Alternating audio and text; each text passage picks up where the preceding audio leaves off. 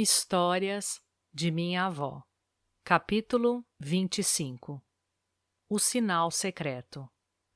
Tiago White morreu em agosto de 1881, deixando com Ellen a tarefa de levar avante sozinha a obra que ambos haviam compartilhado. Essa era a terceira vez que a morte entrava no lar da família White. 21 anos antes, haviam perdido Herbert, o caçula, com 3 meses de idade. 3 anos depois, lhes foi tirado Henry, o filho de 16 anos, o doce cantor da família. Havia sido muito amado e sua falta era profundamente sentida. Mas os pais não permitiram que nenhuma dessas perdas lhes entenebrecesse a vida. Em lugar de passar tempo em inúteis lamentações, olhavam para a frente, para a feliz manhã da ressurreição, quando uma vez mais teriam a pequena família reunida. Pouco tempo depois do funeral de Tiago, minha avó escreveu: "A morte de meu esposo foi para mim um pesadelo-golpe, sentido de maneira mais aguda ainda por ter sido tão repentino. Ao ver o selo da morte sobre seu semblante, meus sentimentos foram quase insuportáveis. O que eu queria era extravasar minha angústia, chorando. Mas sabia que isso não salvaria a vida de meu amado, e senti que não seria cristão entregar-me à tristeza. Procurei a ajuda e o conforto lá do alto, e as promessas de Deus para mim se confirmaram. A mão do Senhor me susteve." 4 anos após a morte de seu esposo, Ellen White foi para a Europa. 6 anos mais tarde, com o filho William, S. N. Haskell e alguns outros obreiros, embarcou no navio Alameda com destino à Austrália. Enquanto atravessavam o Pacífico, numa visão à noite, foram-lhe mostradas muitas coisas acerca da obra na Austrália. Ela também recebeu uma mensagem especial para N. D. Falkhead, tesoureiro da Ethel Publishing Company, nossa casa publicadora em Melbourne. O Sr. Falkhead era um vibrante homem de negócios. Alto, elegante e genial. Era um homem profundamente amado por sua esposa e os 2 filhos, e respeitado por todos os que trabalhavam com ele. Quando aceitou a mensagem adventista, entusiasmou-se com a esperança da breve volta de Jesus.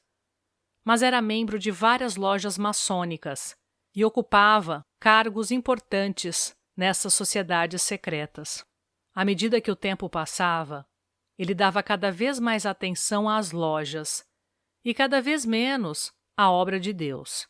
Andava com frequência na companhia de homens interessados somente nas coisas deste mundo e assistia menos regularmente às reuniões adventistas. Seus amigos da casa publicadora pediam que ele se retirasse das sociedades secretas e dedicasse todo o seu tempo e vitalidade à obra de Deus. Como lembrete para ele, repetiam as palavras de Jesus: "Ninguém pode servir a 2 senhores", mas sua posição nas várias lojas lhe traziam muita honra e ele recusou o conselho dos coobreiros, pois tinha em mais alta consideração as lojas maçônicas do que qualquer outra coisa no mundo. Poucos dias depois de chegar à Austrália, a Sra. White viu em visão mais algumas coisas acerca do perigo em que se encontrava o Sr. Falkhead. Imediatamente, escreveu-lhe numa carta muito longa as instruções que havia recebido para ele. Mas quando estava para colocá-la no correio, pareceu ouvir uma voz dizendo: "Ainda não, ainda não. Eles não vão recebê-la." Assim, deixou a carta de lado. Mas se sentia ansiosa, porque na visão tinha visto que o Sr. Falkhead era como um homem que estivesse a ponto de cair num precipício. Durante os meses seguintes, ela pensou várias vezes em mandar-lhe a mensagem. Mas cada vez a voz dizia: "Ainda não, ainda não." Quase 1 ano se passou. Então, um dia, um adventista que nada sabia disso perguntou a ele: "O que você faria se a irmã White tivesse um testemunho para você?" teria de ser um testemunho muito forte para levar-me a crer que o senhor teria dado a ela uma mensagem destinada a mim, respondeu ele. Esse senhor respeitava a Sra. White e gostava de conversar com ela, mas quando se tratava dos seus testemunhos... Bem, ele não tinha tanta certeza assim. Mas o Espírito Santo trabalhava em seu coração. Certa noite, ele sonhou que a Sra. White tinha uma mensagem de Deus para ele. Alguns dias mais tarde, após uma reunião administrativa, o pastor William White dirigiu-se ao Sr. Falkhead e disse: "Minha mãe deseja vê-lo antes que o senhor saia." Embora já fosse o fim da tarde, ele se encaminhou diretamente à sala dela. Ao bater, pensou no sonho. "A senhora tem alguma coisa para mim, irmã White?" perguntou ele depois que Ellen o cumprimentou. "Sim, tenho uma mensagem para você e sua esposa, e gostaria de visitá-los quando lhes for possível." Pensando no sonho, ele perguntou ansiosamente: "A senhora não pode dizer nada agora?" A Sra. White soube que, por fim, chegara a hora de transmitir a mensagem. Foi à sua escrivaninha, abriu uma gaveta e pegou um maço de folhas datilografadas. Sentou-se numa poltrona e, tendo o Sr. Falkhead sentado perto dela, começou a ler o que havia escrito quase um ano antes. Ellen leu uma descrição de algumas das reuniões das sociedades secretas às quais ele pertencia, como as vira na visão. Durante a leitura, ele reconheceu as palavras exatas que havia proferido num dos encontros, bem como as respostas que os homens haviam dado, expressas no linguajar e nos termos próprios da sociedade. Ela contou, inclusive, onde ele estava sentado quando conversava com os homens e o que aconselhava que eles fizessem. "Ouvi que eles se dirigiam ao senhor como venerável mestre", disse ela, e descreveu cenas de bebedeira que haviam ocorrido tarde da noite, após o encerramento da reunião, quando ele já havia saído. Ellen advertiu-o de seu perigo. Ele se tornara tão absorto no trabalho das lojas e tão orgulhoso das honras recebidas que estava perdendo o amor que havia nutrido pelo Salvador. Na visão, fora-lhe mostrado que ele contribuía com grandes somas de dinheiro para a loja maçônica, enquanto na igreja procurava moedinhas em sua carteira. Ela afirmou francamente que, a menos que ele rompesse sua ligação com essas sociedades, abandonaria a verdade e perderia a vida eterna. Depois de ler e conversar com ele por longo tempo, Ellen disse: "Não posso relatar tudo o que me foi mostrado." E inconscientemente ela moveu as mãos, do mesmo modo como o anjo o havia feito quando lhe deu as instruções. De repente, o Sr. Falkhead empalideceu. Com voz assustada, perguntou: "Irmã White, a senhora sabe o que acabou de fazer?" "Não", respondeu ela. "Não tenho consciência de ter feito algo incomum." Tentando controlar sua agitação, ele exclamou: "A senhora fez um sinal secreto, conhecido só entre os membros da loja." Os dois continuaram a conversa. A Sra. White fez um novo movimento com as mãos. Ele ficou pálido outra vez. Quando se recompôs, disse: "A senhora o fez de novo, irmã White. A senhora fez um sinal secreto. Este só é conhecido na mais elevada ordem da sociedade."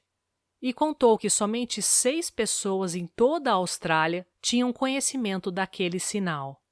Ele mesmo o havia aprendido alguns dias antes. E acrescentou: "É um sinal jamais divulgado a quem não é membro. E nenhuma mulher tem conhecimento dele." O Sr. Falkhead não precisou de evidências adicionais de que Deus havia revelado aquelas coisas à Sra. White em visão. Teve o solene pensamento de que Deus o havia notado e que havia enviado uma mensagem especial para ele. O rosto da Sra. White iluminou-se, pois pôde ver que o Sr. Falkhead acreditava em suas palavras e receberia o conselho. Enquanto a Sra. White continuava lendo e conversando, sua sobrinha, May Walling, entrou na sala. "Tia Ellen", disse ela, A senhora precisa descansar. Mas a senhora White disse: May, tem um recado especial do senhor para o irmão Falkhead, e devo transmiti-lo a ele. Mais tarde, meu pai bateu à porta e protestou. Mamãe, a senhora está esgotando suas energias. Já está conversando com o Sr. Falkhead há quase 3 horas. Não nos interrompa. O senhor está me concedendo forças para a tarefa, disse ela em voz baixa, fechando a porta. E o filho saiu.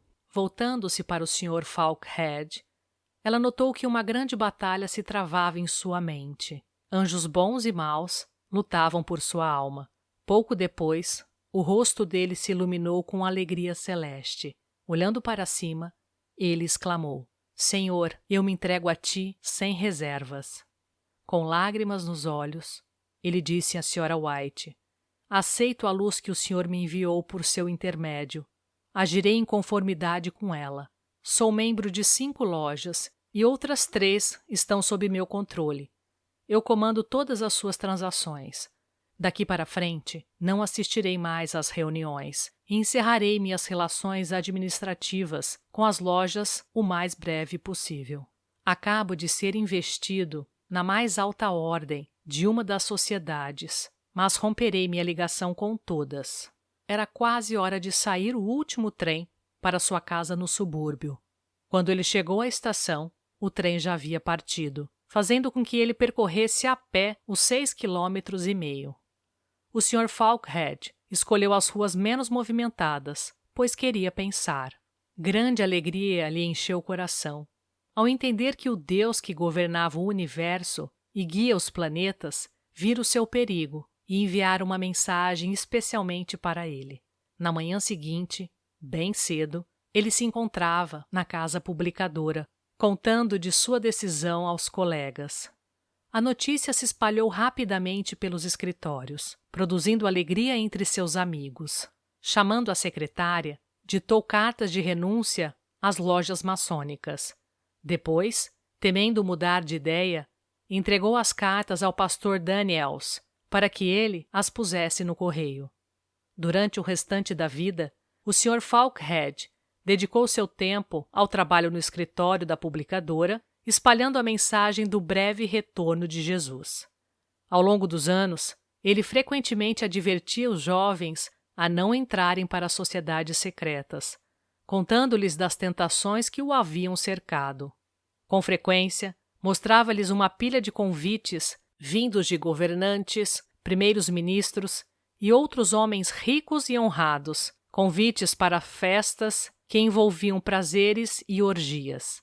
E dizia: Toda vez que olho para eles, lembro-me das ciladas do diabo.